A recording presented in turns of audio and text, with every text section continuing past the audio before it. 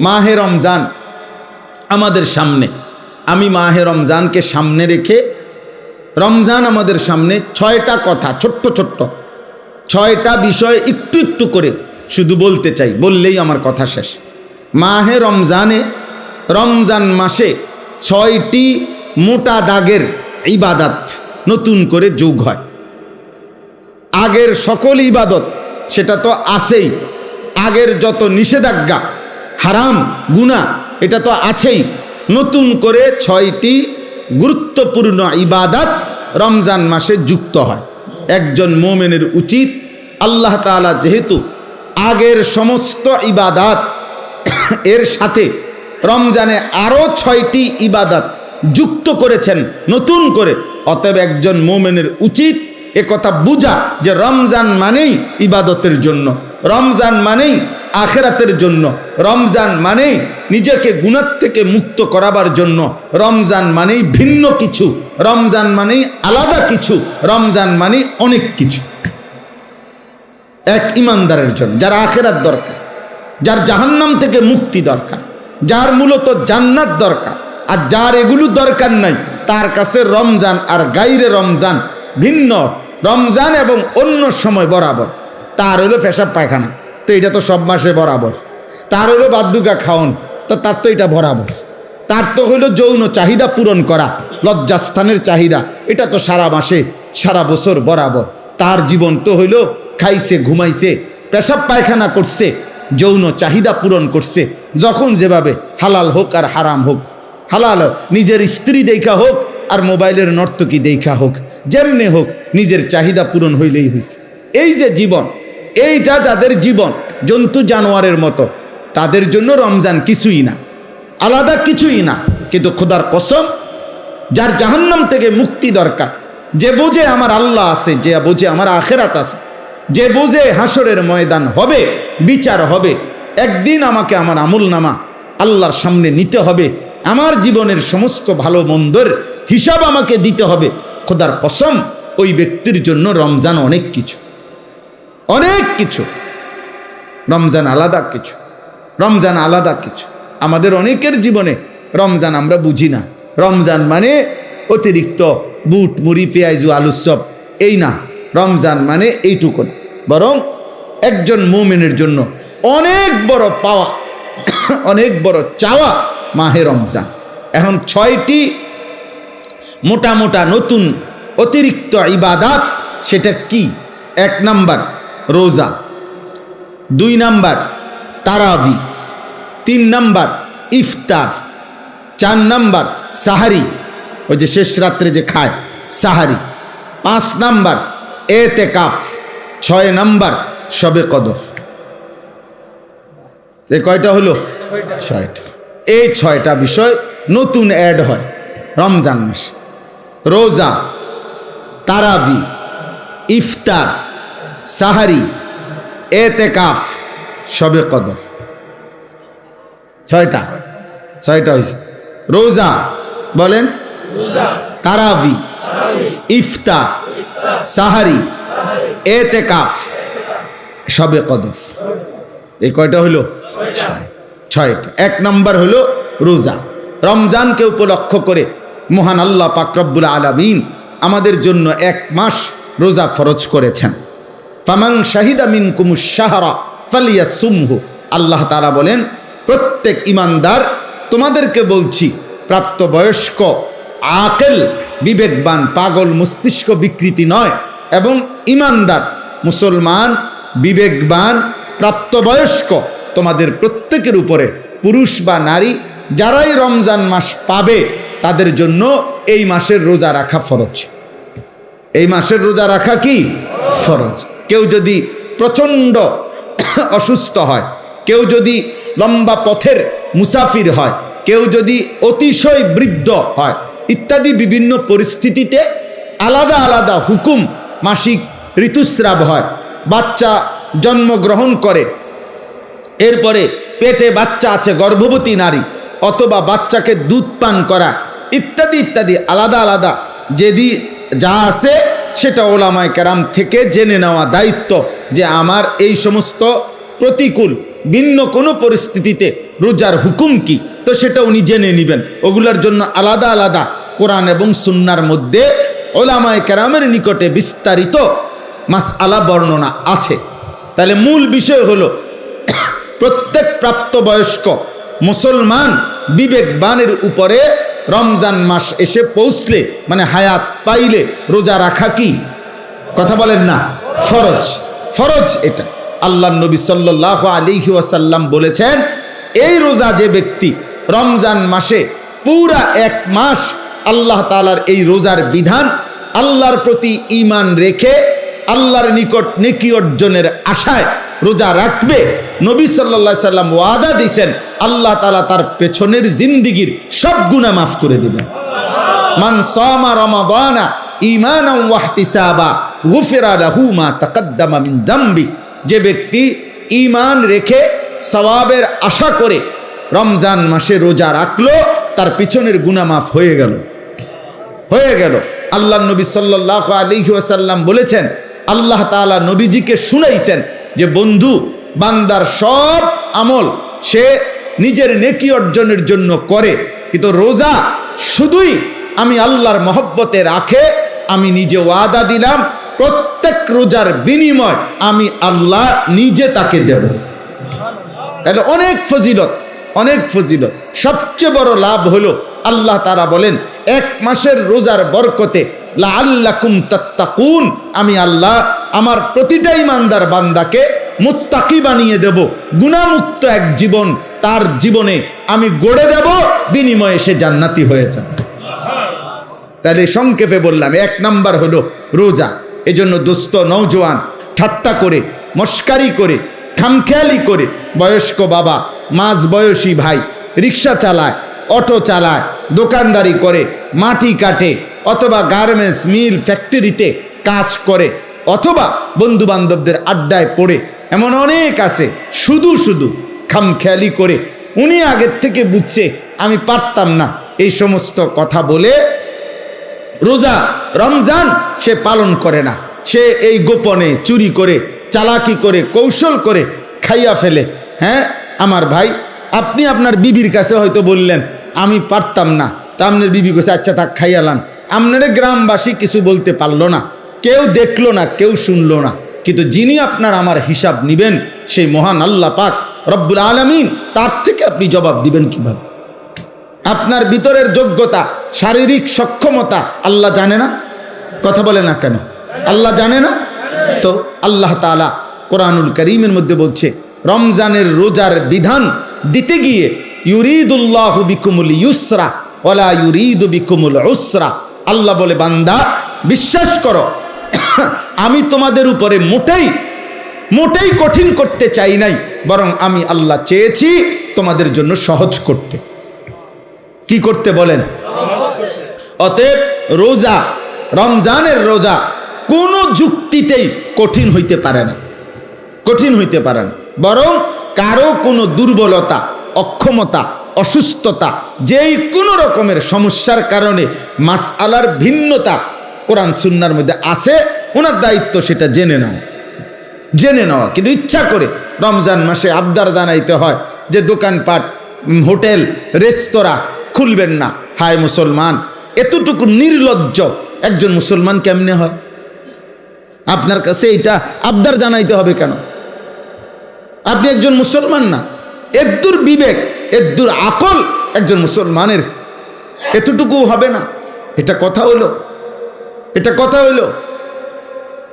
এই জন্য আমাদের প্রত্যেকটা ছেলে দোস্ত, তোমাদের কাছে অনুরোধ, প্রত্যেকেই নিয়ত করেন যে ইনশাআল্লাহ আমরা রমজানের পুরা এক মাস রোজা রাখবো ইনশাআল্লাহ। বলেন ইনশাআল্লাহ। ছেলেরা বলো ভাই ইনশাআল্লাহ। অনেক বরকত। সবচেয়ে বড় কথা হলো যুবকদের জন্য রোজার একটা বড় ফায়দা কি? রাসূলুল্লাহ সাল্লাল্লাহু আলাইহি সাল্লাম স্পষ্ট বলছেন, ফাইন্নাহু লাহু বিজাউন, কোন ব্যক্তির যৌন চাহিদা নিয়ন্ত্রণ করার ক্ষেত্রে, নারীর প্রতি আকর্ষণ, নারীর প্রতি চাহিদা, জিনা ব্যভিচারের আগ্রহ, অসৎ চরিত্রহীন লম্পট্য, নিজের নফসের চাহিদাকে, হারাম চাহিদাকে দমন করার জন্য, নিয়ন্ত্রণ করার জন্য রাসূলুল্লাহ সাল্লাল্লাহু আলাইহি ওয়াসাল্লাম বলেছেন রোজা একটি কার্যকর মাধ্যম। এই জন্য কোনো যুবক যদি সারা বছর নিয়ম মাফিক কিছু রোজা রাখতে থাকে, আল্লাহ চাহে তো তার চারিত্রিক সৌন্দর্য খুব দ্রুত ফুটে ওঠে। প্রতি সোমবার রোজা রাইখা দেখো, প্রতি বৃহস্পতিবার রোজা রাইখা দেখো, প্রত্যেক আরবি মাসে 3 দিন 13, 14, 15 রোজা রাইখা দেখো, এক কম বেশি। তাহলে আল্লাহ রসুলের ওয়াদা যে রোজা একটি ঔষধ যার দ্বারা যৌবনের চাহিদা, যৌন চাহিদা নিয়ন্ত্রণ হবে।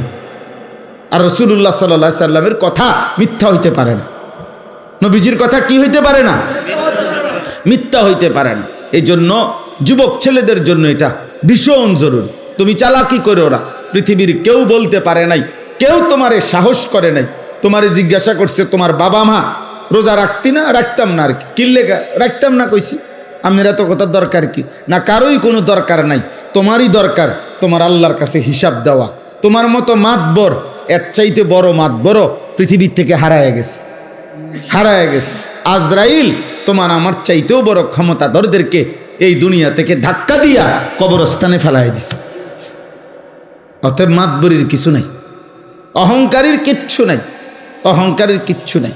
কালকে পত্রিকা আসছে, খবরে দেখলাম যে ওই ভোট কেন্দ্রে দাঁড়ায় আছে, ভোট কেন্দ্রে দাঁড়ানো অবস্থায় একজনের মৃত্যু হয়েছে। তাইলে এক চিরন্তন বাস্তবতা, এক চিরন্তন সত্য এটা। অতএব রোজা আমাদের কোনোভাবেই রমজানের রোজা একজনের রোজা না, বরং একজন আরেকজনকে রোজা রাখতে আমরা উৎসাহিত করব ইনশাআল্লাহ। রাসূলুল্লাহ সাল্লাল্লাহু আলাইহি ওয়াসাল্লাম বলেন আসসিয়ামু জুন্নাতুন, রোজা হচ্ছে গুনাহ থেকে বাঁচার ঢাল স্বরূপ ঢাল। যুদ্ধের ময়দানে তরবারির সাথে যেরকম ঢাল থাকে, যা দ্বারা শত্রুর তরবারির আক্রমণ থেকে বাঁচানো হয়, নিজেকে রক্ষা করে, রোজা মানুষকে নবীজি বলছে যাবতীয় গুনাহ থেকে বাঁচার ক্ষেত্রে ঢাল স্বরূপ। আল্লাহ তাআলা তৌফিক দান করেন। আসেন দ্বিতীয় নাম্বার, তারাবি। দ্বিতীয় নাম্বার কি? তারাবি। 5 ওয়াক্ত নামাজ রমজান মাসেও ফরজ, আর এখনো কথা বলে না। 5 ওয়াক্ত নামাজ সারা বছরই মুমিনের জন্য কি ফরজ।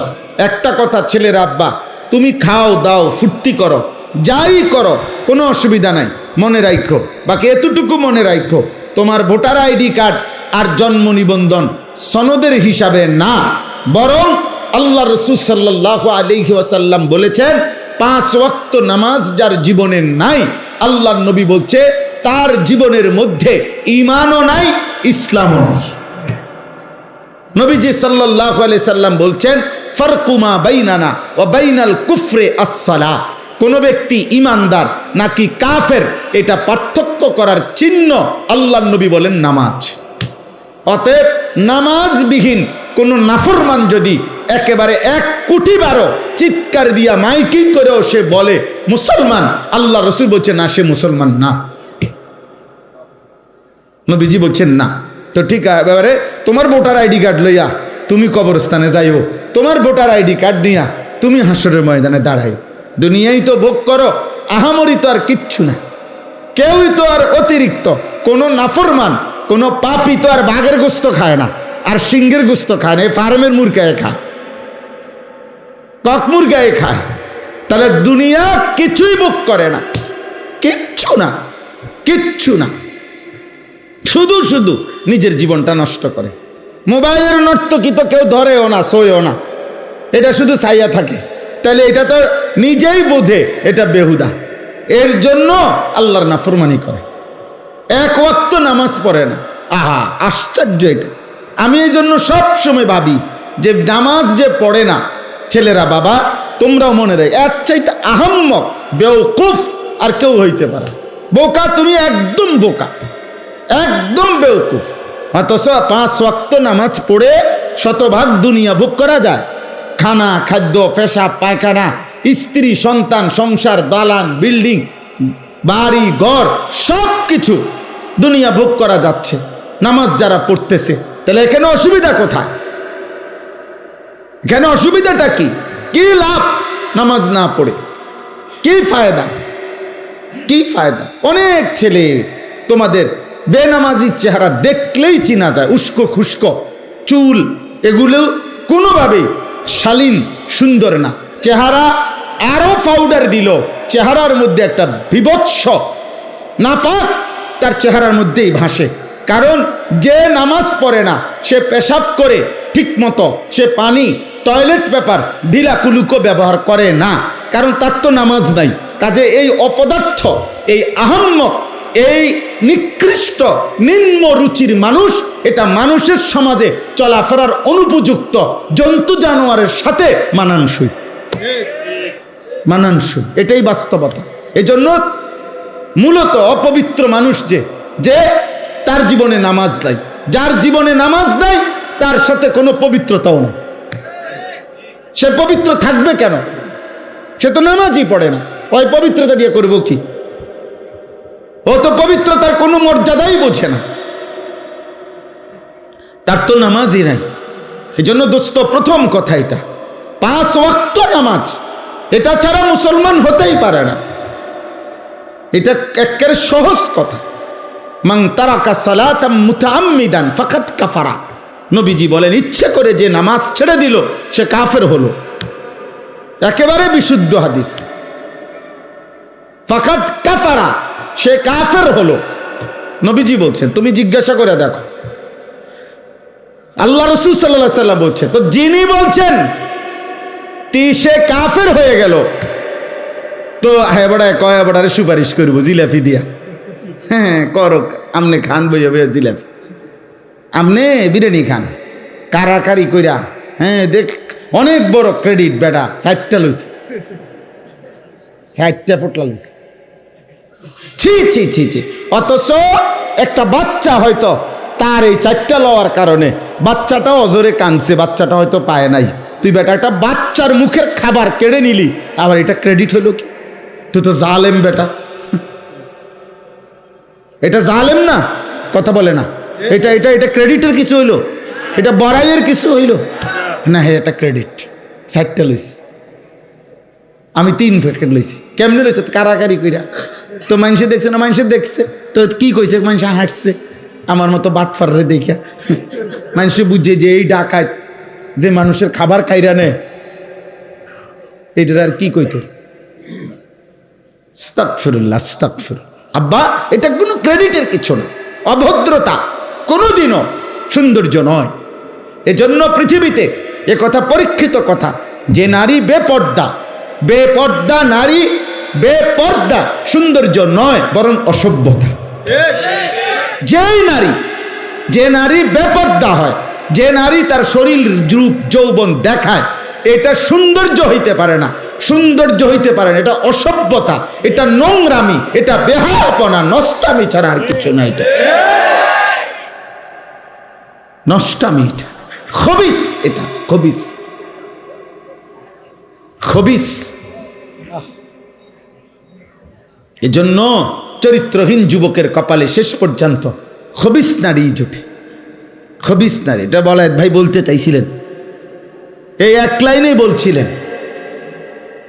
আমিও অনেক অসংখ্য অগণিত, হ্যাঁ বাবা, শত শত যুবক আমার জীবনে, আমি জানি আমার জীবনে অসংখ্য অগণিত, সারা বাহিরের অসংখ্য প্রবাসী যুবক আমগো কাছে ভয়েস মেসেজ, এরপরে হোয়াটসঅ্যাপে মেসেজ, লিখিত এবং আপনার ভয়েসে পাঠা, এগুলো শুনি মাঝে মধ্যে। কিছু আমার ওস্তাদ ছাত্র শোনে, হ্যাঁ যারা দায়িত্ব দিয়ে রাখছি, এরা শুনে কি বলে, জীবন কত অশান্তির। এই যে তোমার বিবাহের পূর্বে চরিত্র নষ্ট করছে কোনো মেয়ে, কোনো নারী, কোনো মোবাইল, কোনো ছবি, তো ইনশাআল্লাহ এই পৃথিবীর কেউ বেটা, আরে তোর নাফরমান, তোর পাপের খেসারত পৃথিবীর কেউ দিবে না, তুমিই দিতে হবে, ধুকে ধুকে, লজ্জায়, ঘৃণায়। আর এক নারী, বিবাহিত নারীর যখন অসভ্যতা দেখবা, ওই তোমারে কুড়ে কুড়ে তোমার জীবন জাহান্নামের টুকরা বানায় দিবে। সেদিন বুঝবা জীবন কত কষ্ট, কত কষ্ট। হ্যাঁ, এ কালকে আজকেও এক ছেলে বেলায় ভাই মোবাইলে বারবার কল দিতেছে বিদেশ থেকে, হুজুর আমি 1 মিনিট কথা বলতে চাই আপনার সাথে। আমি বলছি না ভাই, তুমি তোমার কথা এটা ভয়েস পাঠাও। পরে এটা শুনলাম, এই কি বলে, দেশের হোক আর বিদেশের হোক, দোস্ত গুনাহ কাউকে ইজ্জত দেয়, গুনাহ কাউকে ইজ্জত দেয় না, গুনাহ মানুষকে ঘৃণা তৈরি করে। তোমরা যেই ছেলেগুলো নামাজ পড়ো না, তোমরা আল্লাহর দোহাই দিয়ে বলো, একটা ছেলে বলো এই সমাজের কোনো ইমানদার, কোনো বিবেকবান, কোনো রুচি সম্পন্ন ভদ্র মানুষ তোমাদেরকে 1 পয়সা ইজ্জত দেয় না বেটা। তোরে কোনো দিন কেউ আপন করে ডাকে না। হ্যাঁ, তুমি চলো একজন নামাজি ব্যক্তির দিকে, একজন যুবক, হ্যাঁ স্কুলে পড়ে, SSC ইন্টারমিডিয়েট ক্লাস 8-এ পড়ে, কিন্তু চেহারায় যার নামাজের চিহ্ন আছে, চেহারা সুরতে যার মধ্যে চরিত্রবানের নমুনা আছে, তারে পুরা স্কুল, পুরা মহল্লাবাসী তাকে আদর করে, তাকে ভালোবাসে, মানুষ তাকে চিনে, যে ছেলেটা দেখতেই ভালো মনে হয়, ছেলেটাকে দেখতেই নামাজি মনে হয়। এই জন্য নামাজ এটা মুমিনের স্বাভাবিক ডিউটি। একজন মুসলমান সে নামাজ ছাড়া থাকে কিভাবে? একজন মুসলমান সে নামাজ ছাড়া মুসলমান হয় কেমন? একজন মুসলমান সে নামাজ ছাড়া মুসলিম পরিচয় দেয় কেমনে? ছি ছি ছি ছি বেটা, আফসুস বেটা।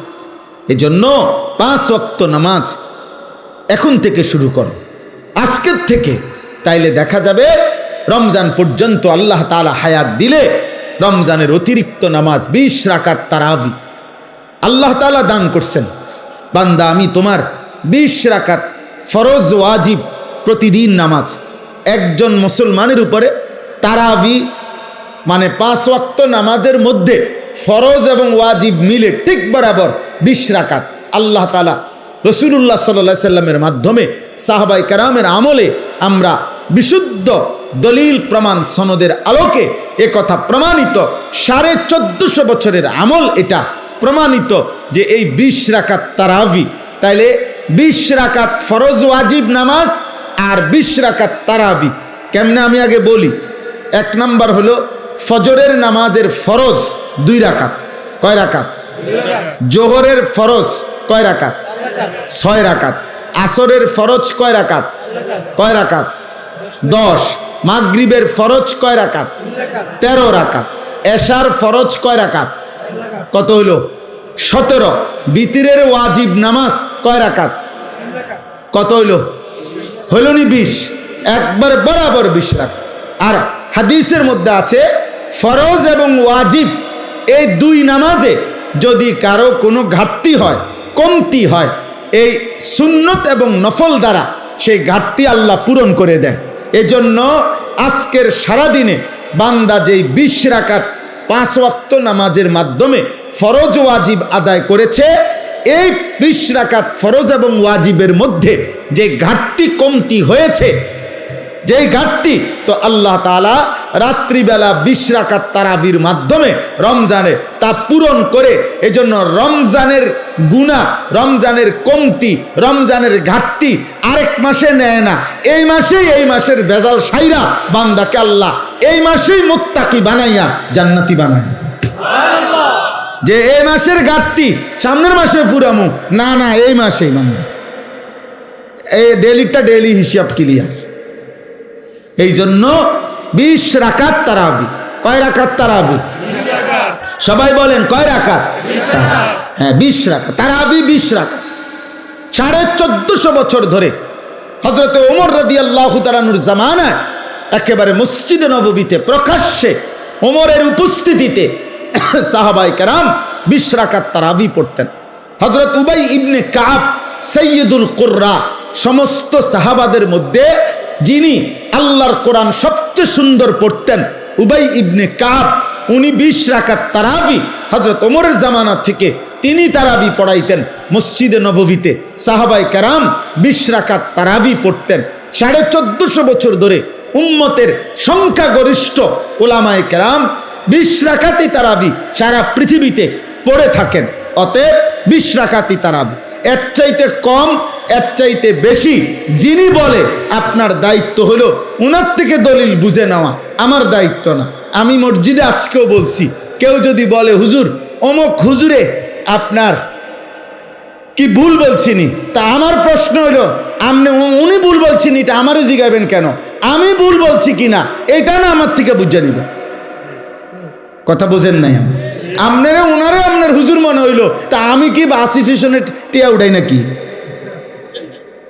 তো আমি কি মূলা বেচে আইছি নাকি? তো তাইলে আমি বুঝবো না কেন? আমার আপনার হুজুর মনে হইল না কেন? এই জন্য এটা কোনো কথা না, বরং 1450 বছরের ওলামায়ে কেরাম সংখ্যাগরিষ্ঠ ওলামাদের এটাই কথা যে তারাবি কয় রাকাত? 20 রাকাত। অতএব প্রিয় ভাই ছেলেরা, বাবা তোমাদের কাছেও বলি, আব্বা প্রতিদিন সারাদিন রোজা রাখবা, 5 ওয়াক্ত নামাজ পড়ো এবং রাত্রিবেলা ইহতেমামের সাথে 20 রাকাত তারাবি আদায় করো। আল্লাহ তৌফিক দান করে। রাসূলুল্লাহ সাল্লাল্লাহু আলাইহি সাল্লাম বলেন, ওমান কামা রমাদানা ঈমানান ওয়া ইহতিসাবা গুফিরা লাহু মা তাকদ্দামা মিন যামবি। রমজান মাসের রাতে যে ব্যক্তি তারাবি পড়লো আল্লাহর প্রতি ঈমান রেখে সওয়াবের আশায়, আল্লাহ এই তারাবির বরকতেও তার পিছনের সব গুনাহ মাফ করে দিলেন। এজন্য তারাবি অনেক গুরুত্বপূর্ণ, অনেক গুরুত্বপূর্ণ, অনেক গুরুত্বপূর্ণ। তারাবির নামাজের সাথে সাথে আল্লাহর কোরআন 1 খতম কমপক্ষে তারাবির নামাজে পড়া শোনা, এটা গুরুত্বপূর্ণ একটি সুন্নাত। এজন্য যুগ যুগ ধরে আল্লাহর কোরআনের তিলাওয়াত খতম আউলিয়ায়ে কেরাম, বুজুর্গানে দিন, সাহাবা পরবর্তী জামানা থেকে উম্মতের উলামারা তারাবির নামাজের এই 20 রাকাতে ধারাবাহিক আল্লাহর কোরআনের খতম শুনতে থাকেন। আমাদেরও উচিত এদিকে যত্নবান হওয়া। আল্লাহ আমাদেরকে তৌফিক দান করেন। 3 নাম্বার ইফতার। ইফতার যেটা সারাদিন রোজা রেখে রোজা যখন ভাঙ্গে ওই টাইমটাকেই বলা হয় ইফতার। ইফতার একটি সুন্নাত আমল।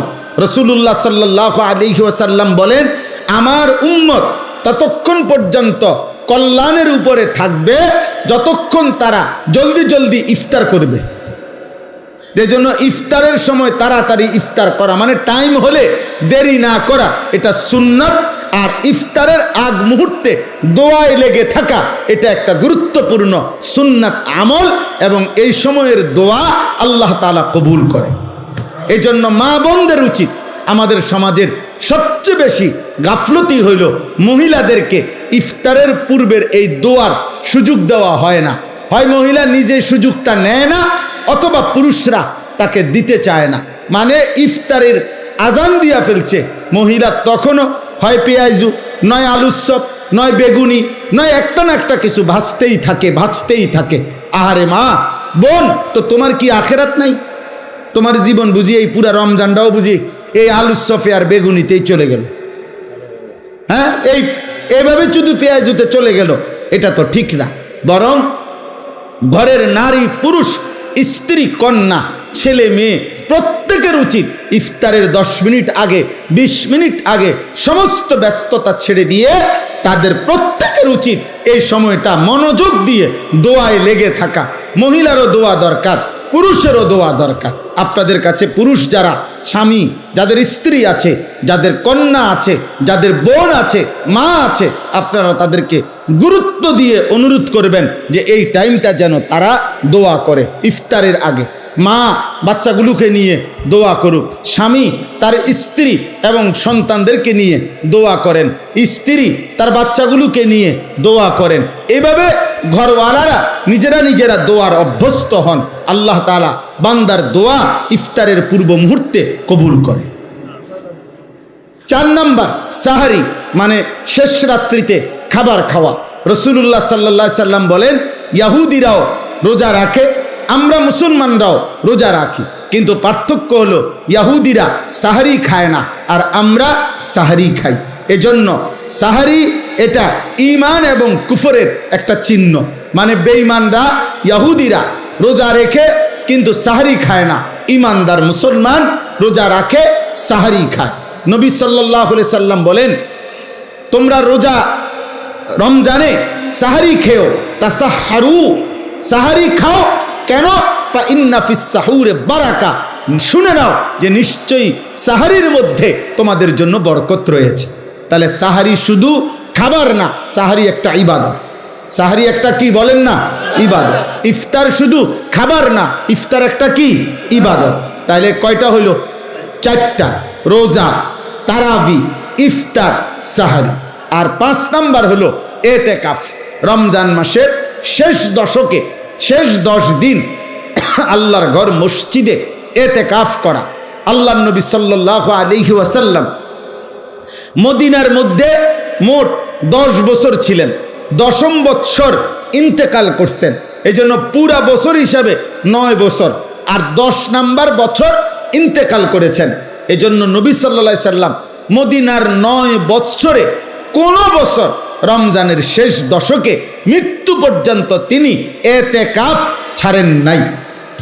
আল্লাহর নবী সাল্লাল্লাহু আলাইহি সাল্লাম প্রত্যেক বছর রমজানের শেষ 10 দিন এতেকাফ করতেন, এতেকাফ করতেন। এর মধ্যে নবীজি সাল্লাল্লাহু আলাইহি সাল্লাম প্রথম বছর পুরা 1 মাস, ওই 60ওয়ালা ভাই তুমি মোবাইল টিপো না, ওই ছেলে ভাইয়া তুমি বাইরে চলে যাও, ভাই তো হাসো না, ব্যাককলের মতো হাসো কেন?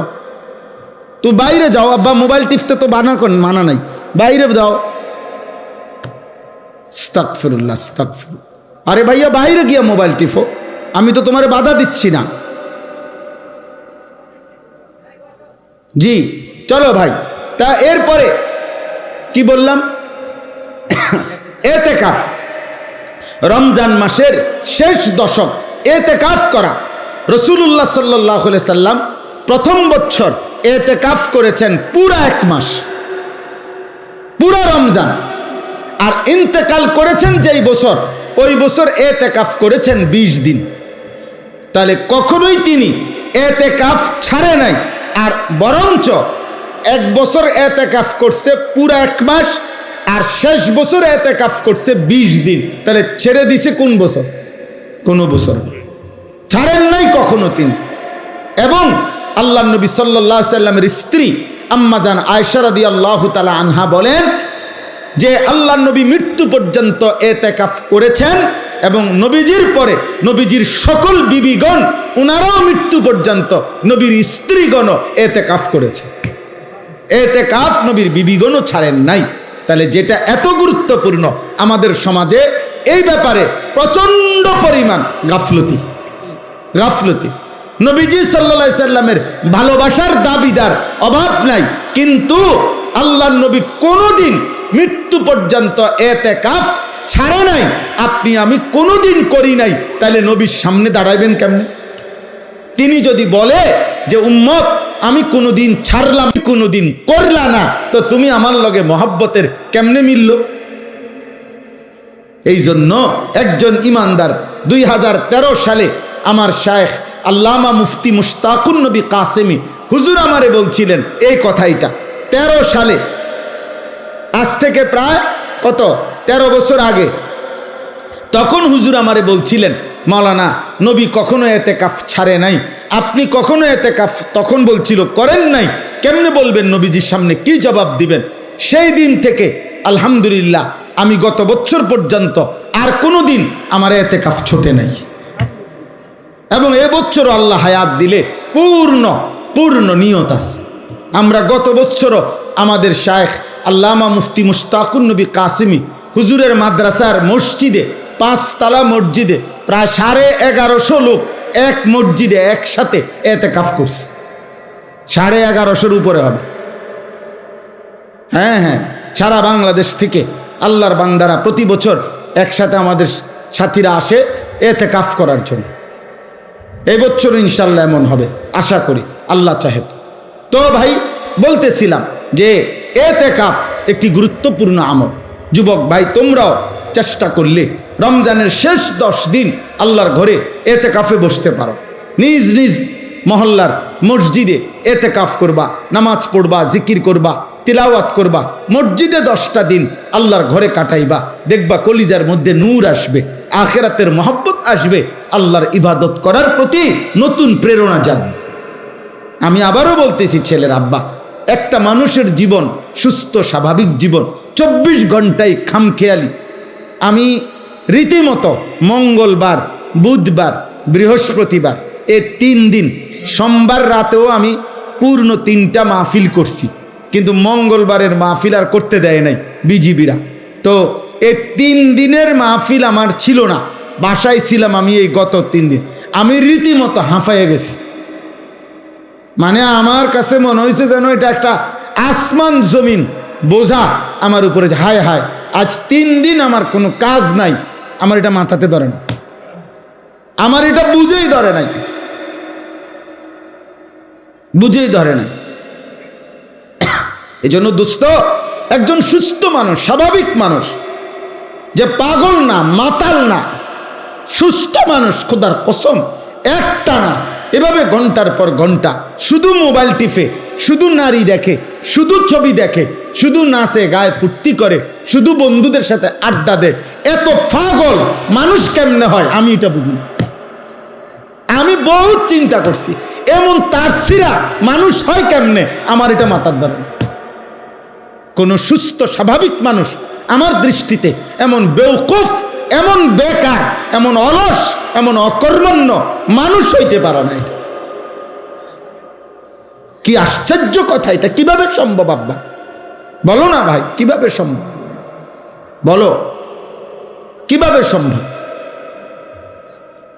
এই জন্যই তোমরাই শোনো, দয়া করে তোমরাই ভাবো, একটা ছেলেই ভাবো, এমন সুন্দর হায়াত, এমন জীবন, এমন যৌবন বেহুদা নষ্ট করো। আল্লাহ তৌফিক দান করেন। তাইলে এতেকাফ, বাবা চাচা যারা আছেন আপনাদেরকে বলি, চাচা আপনারা এতেকাফ করেন। গ্রামের, আমাদের গ্রামগুলোতে একটা নিয়ম বানায় নিছে, গ্রামের সবচেয়ে অসল, দুর্বল, 80-90 বছর, 100-200 বছর বয়স, এরম বুড়া একবারে জীবনের আশা ভরসা ছেড়ে দিছে এমন একজন অসল মিয়ারে 4 জনে দরাদরি করে আইনা মসজিদের মধ্যে হোতায়া দিয়া রাখে, চাচা আমনে কষ্ট মষ্ট কইরা এই 10 দিন আমাকে ইজ্জত রক্ষার্থে শুধু মারা যাবেন না, কষ্ট করে বাচ্চা থাকবেন, মসজিদে শুধু হইতে থাকবেন। আমনের এটা এতেকাফ না, এটা হলো হোতাকাফ, মানে শুয়ে থাকবেন আর কি, এখানে কোন রকম জান্ডা লইয়া ফিরে থাকবেন, শুধু ফিরে থাকবেন। আহা, প্রয়োজনে আমনের কানে কানে বলে দিছে কিছু দিমু, খুশি করে দিমু, বাজ্যে সময় কি করে দিব, খুশি করে দিব। আস্তাগফিরুল্লাহ। না, আমাদের প্রত্যেকের উচিত, যদি বলেন হুজুর কিছু লোক এতেকাফ করিলে চলে একটি গ্রামে, তো সেই কিছু আমি হব না কেন? আজীবন কিছু অন্য কেউ হবে কেন? আমি হব কোন দিন? নবীজি কি কিছু লোক বলে নবী নিজেকে বাদ দিছিলেন? সাহাবারা বাদ দিছিলেন? তাহলে আল্লাহ আমাদেরকে তৌফিক দান করে। সর্বশেষ কথা হলো শবে কদর। শেষটা কি? শবে কদর। রমজান মাসের শেষ দশকের বেজর রাত্রিগুলো 21, 23, 25, 27, 29 এই 5টি রাত শবে কদরের সম্ভাবনাময়ী রাত। এক একটি রাত আল্লাহ যদি শবে কদর দান করে তো 1000 মাসের রাত্রির চাইতো উত্তম নেকি, রহমত, মাগফিরাত আল্লাহ দান করে। সুবহানাল্লাহ। এই জন্য যার আখিরাত দরকার, যার জাহান্নাম থেকে মুক্তি দরকার, তার উচিত রমজান মাসের এই শেষ দশকের বেজর 5টি রাত ইবাদত, আমল, দোয়া, নফল ইবাদত, কান্নাকাটির মধ্যে লিপ্ত থাকা, যেন আল্লাহ তাআলা আমাদের আপনাদের সকলের গুনাহ মাফ করে আল্লাহ যেন আমাকে জান্নাতি বানায় দেয়। এই শেষ কথা, এগুলোর বিস্তারিত ব্যাখ্যা ওলামায়ে কেরাম থেকে আরো জেনে নেবেন। তাহলে রমজান আমাদের সামনে, 6টা জিনিস আমাদের সামনে। 1 রোজা, বলেন তারাবি, ইফতার, সাহারি, এতেকাফ, এরপরে শবে কদর। আল্লাহ তাআলা আমাদেরকে তৌফিক দান করে। একজন মুসলমান হিসাবে রমজানকে কদর করে প্রত্যেকের উচিত। রমজান মানে ভিন্ন কিছু। আমার শেষ কথা এটাই, রমজান মানে ইমানদারের জন্য ভিন্ন কিছু, আলাদা কিছু, অনেক কিছু। যুগ যুগ ধরে বুজুর্গানে দিন, আল্লাহর প্রিয় বান্দাগণ রমজান মাসে নিজেদের ইবাদত আমল অতিরিক্ত করতেন। আমার শায়েখ সেই 13 সাল থেকে শায়েখের কাছ থেকে শেখা এই সবক আলহামদুলিল্লাহ আল্লামা মুফতি মুশতাকুন নবী কাসেমি হুজুর সব সময় বলে, মৌলানা রমজান মাস ভিন্ন কিছু। আলহামদুলিল্লাহ আজ অনেক বছর হুজুরের সাথে প্রত্যেক রমজানের শুরুতে আমরা 2 দিন 3 দিন আগে আল্লাহর ঘরের জিয়ারতে উমরার সফরে যাওয়ার চেষ্টা করি, আবার শেষ দশক এতেকাফ করার চেষ্টা করি, এই আশা যে রমজানে অন্যান্য কাজকর্ম কমাইয়া চেষ্টা করা, যে ইবাদত আমল আখিরাতের পুঁজি অর্জনের জন্য বেশি চেষ্টা করা। আলহামদুলিল্লাহ এই নিয়তে কালকে আমি রবিবার দিন আমার ফ্লাইট, কালকে হলো শনিবার, রবিবার দিন দুপুর 3:50 ইনশাআল্লাহ আমার শায়েখ আল্লামা মুফতি মুশতাকুন নবী কাসেমি হজরতের সাথে আমরা প্রায় 101 জন মোট একসাথে এক কাফেলা উমরায় যাব ইনশাআল্লাহ। আমরাও আপনাদের জন্য দোয়া করব, আপনারাও আমার জন্য দোয়া করবেন। এই কালঘরা দারুস সুন্নাহ এই মাদ্রাসা সর্বপ্রথম যেই বছর ক্ষেতের মধ্যে মাহফিল হয়, আমি সেই বছর থেকে আসছি। আলহামদুলিল্লাহ প্রতি বছর কম বেশি আসা হয়। আজকেও আল্লাহ তাআলা আনাইছেন। ছেলেরা আমার, বাবারা আমার, সবার কাছে কথা, এই আমার শেষ কথা, যে এই চোখ একজন মোমেন হিসাবে, মুসলমান হিসাবে এই চোখ আল্লাহ যাকে দান করছেন তার উচিত এই নিয়ত করা দিল থেকে যে আল্লাহ আপনার ঘর কালো গিলাফ আমাকে দেখতে দিয়েন, মদিনার সবুজ গম্বুজ রসুলের রওজা আমারে দেখতে দিয়ে। আমি সব সময় বলি, যেই চোখ আল্লাহর ঘর দেখে নাই, যেই চোখ মদিনার সবুজ গম্বুজ রসুলের রওজা দেখে নাই, ওই চোখ যেন কিছুই দেখে না, আসলেই দেখে না। ওই চোখ দেখার মজাই পায় নাই জীবনে, যে সে দেখলই কিয়া, দেখলই কি মিয়া। চাচা মিয়া 3 ফুট বিদেশ পাঠাইছে, এবারা 3টা ছেলে, উনি জমি কিনছে আজ 60 বছর। আহা, চাচার কোনোদিন কলজাটার ভিতরে মালিকের ঘরের কথাও মনে পড়ে না। এই জীবনটা শুধু হিসাব, হুজুর বিদেশ বিদেশ, জমি বিল্ডিং, দোয়া করবেন। ফুলাগার আকামার মধ্যে ঝামেলা, মাইয়াগার বিয়ের মধ্যে সমস্যা, কদ্দু জাগা লইন না বা বিল্ডিং, এই সব কথা। অথচ আল্লাহর ঘর দেখবেন কোন দিন? আল্লাহর ঘর দেখবেন কোন দিন? মালিকের ঘরে যাবেন কোন দিন? আল্লাহ আমাদের প্রত্যেকের কলিজা রাসূলুল্লাহ সাল্লাল্লাহু আলাইহি সাল্লামের রওজা, আল্লাহর ঘরের ভালোবাসা দান করেন। ছেলেরা তোমরাও স্বপ্ন দেখো, তোমরাও স্বপ্ন দেখো। আরে আব্বা, স্বপ্ন দেখলে, আল্লাহ মহব্বত থাকলে আল্লাহ একদিন তৌফিক দিয়েই দেবে। আল্লাহ আমাদেরকে তৌফিক দান করে। আমার প্রিয় ভাই, আজকে যারা আমার সাথে আসছেন, কোম্পানিগঞ্জের ব্যবসায়ী আমার ভাই নুরুল আলম ভাই, যিনি প্রথম 5,000 টাকা দিয়েছিলেন, উনি এবছর হজ্জে যাবে। আলহামদুলিল্লাহ উনি আজকে আসছেন। আমার এই সেলিম ভাই কোম্পানিগঞ্জ বাজারের ব্যবসায়ী, উনি এবার হজে যাবেন। আমার প্রিয় হাফেজ এরশাদ ভাই, সে এবার হজে যাবে। এইভাবে আজকে এমনি আশ্চর্য আসলে এইটা, আমার সাথে ওনারা 3 জন আসছেন, 3 জনই হজে যাবে। আমিও উমরায় যাব। আমাদের বেলায়েত ভাই তো প্রতি বছরই হজ্জে যান। তাইলে আমরা আলহামদুলিল্লাহ এই মাদ্রাসায় মাশাআল্লাহ মাশাআল্লাহ উমরায়ও যাবেন। তাইলে আজকে একটা বরকতময় পরিবেশ। আমি নিজেও ভাবছি যে গিয়া হয়তো অল্প একটু সময় 2-4 কথা বলে চলে আসব, কিন্তু মাশাআল্লাহ কম মানুষের ভিতরে আপনারা যে দান করেছেন, এটা আমার কাছে খুব ভালো লাগছে, খুব ভালো লাগছে। একটা সময় এই মাদ্রাসার শুরুর সেই ইতিহাস, অনেক করুণ ইতিহাস, অনেক ঝড় ঝাপটা, অনেক ধাক্কা, অনেক পেরেশানি, অনেক অস্থিরতা নিয়ে এই মাদ্রাসাটার শুরু। আলহামদুলিল্লাহ আজকে আপনাদের ভালোবাসা মাদ্রাসার প্রতি বাড়ছে, বলেন আলহামদুলিল্লাহ। বুঝাই যায়। আমি বেলায়েত ভাইরে বলছি যে চলেন একসাথে দুজনে ছেলেগুলারে পাগড়ি দেই। এরপরে বললাম দুজনে মিল্লা কালেকশানে করি, যেটা উনি বললেন। আমি তো ব্যক্তিগতভাবে এত লম্বা সময় থাকি না কোথাও, কিন্তু আজকে এটাই মাহফিল, বললাম তো এমনি আসলাম। তো আলহামদুলিল্লাহ আশা হইল আল্লাহ তাআলা আপনাদের সবাইকে বরকত দান করেন। যেই 10টা বাচ্চা হাফেজে কোরআন হিসাবে পাগড়ি দেওয়া হলো, আল্লাহ তাদেরকে জগৎ বাছা হাফেজ, আলেম, মুত্তাকি, আরেফ, রব্বানি বানায় দেন। মাদ্রাসার ওস্তাদ, মাদ্রাসার শিক্ষক, মাদ্রাসার এলাকাবাসী যারা যেভাবে সহযোগিতা করছেন, আল্লাহ তাদের সবাইকে কবুল করেন। নওজওয়ান ছেলে, কিশোর যুবক, তোমাদের কাছে অনুরোধ, জি তোমরা প্রত্যেকে তোমাদের কাছে অনুরোধ, ছেলেরা তোমরা এক, নিজের জীবন নষ্ট করো না, দুই, নিজেদেরকে এই শেষ জামানায় ওলামায়ে কেরাম মাদ্রাসার পরিবেশে সাথে মিলায় রাখো। একদিন নাইলে পথ হারাইয়া ফেলবা। একদিন সত্যি বললাম আব্বা, জীবন চলার পথে এমন জায়গায় গিয়া থামবা যেদিন আর অন্ধকার ছাড়া আর কিছুই দেখবা নারীও ধোকা, মোবাইলও ধোকা, বন্ধুরাও ধোকা। আমার সেই ছোটবেলার প্রাইমারি স্কুলের একটা ক্লাসমেটও আজ আমার সাথে কেউ নাই। আমার ছাত্র জীবনের কেউ আমার মাদ্রাসাতেও থাকে না, আমার সাথেও কেউ থাকে না। আমার সেই ছোটবেলার বন্ধুরা সব কে কোথায় আছে কে জানে, কে জানে।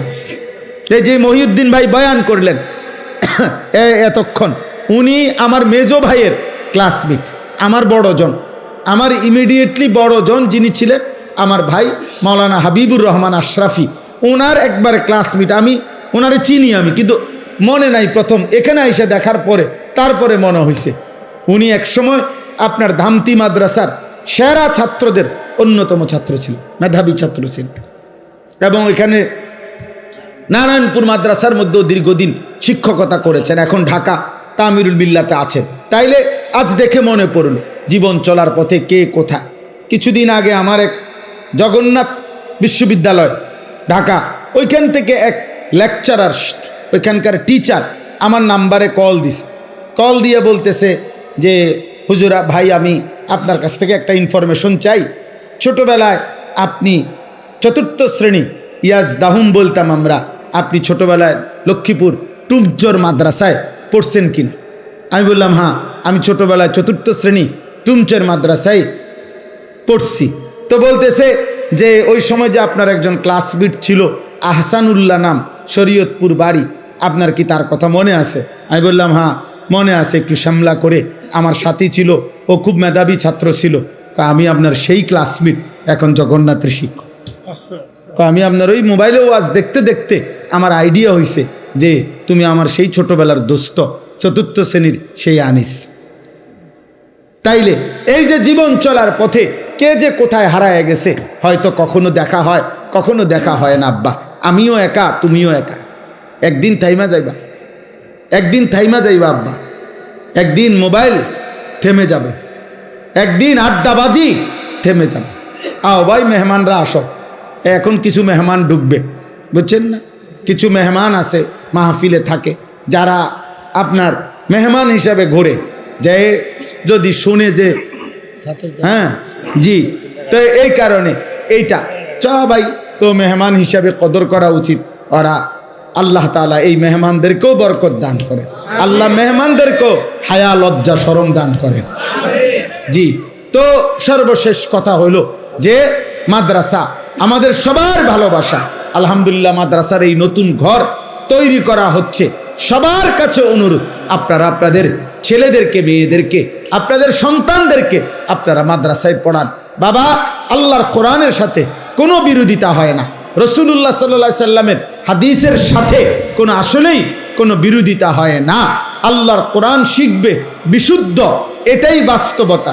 আজকের পৃথিবীতে সারা পৃথিবী এটা জানে, বিশেষ করে গোটা আরব বিশ্ব জানে আমাদের এই নুরানি পদ্ধতি এবং এই মাদ্রাসাগুলোর নুরানি পদ্ধতিতে যেই পড়ানো হয়, এর দ্বারা যেই কোরআন শরীফ বিশুদ্ধ করা হয়, এটা আজকে সারা বিশ্বে একটি প্রতিষ্ঠিত কথা যে নুরানি পদ্ধতিতে এবং আমাদের এই মাদ্রাসাগুলোর পদ্ধতিতে, আমাদের কওমি মাদ্রাসার পদ্ধতিতে সবচেয়ে বেশি কোরআন শরীফ বিশুদ্ধ শিখানো হয়। এটা সারা পৃথিবী বিখ্যাত, আলহামদুলিল্লাহ।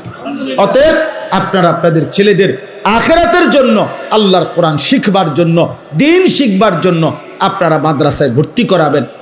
আল্লাহ তাআলা আপনাদেরকে তৌফিক দান করেন, কবুল করেন। আল্লাহ এই মাদ্রাসায় ভরপুর বরকত দান করেন, মাদ্রাসার জরুরত আল্লাহ তাআলা পূরণ করে দেন।